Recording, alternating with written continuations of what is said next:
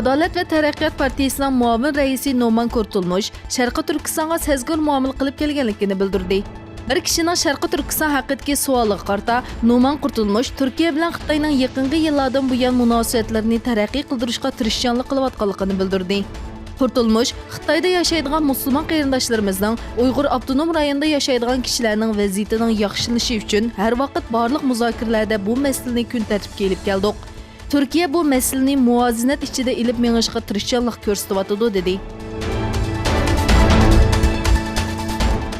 Xitoyda atalmış ijtimoiy innovatining tuvan ekanligi tekshirib aniqlangan fuqarolarning aeroplan yoki poyezd bileti ilishi cheklandi.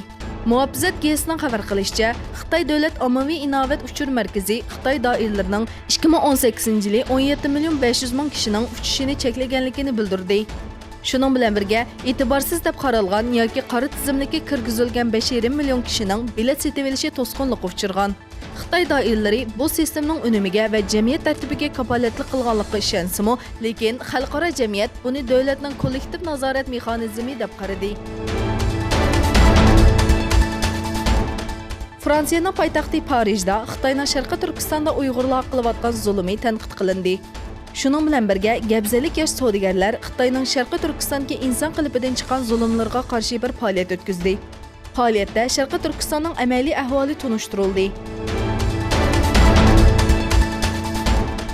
Fransiyada hukumatning siyosatlariga e'tiroz bildirib namoyish qilayotgan seriqchiliklar 16-haftasida ko'chalarga to'kildi.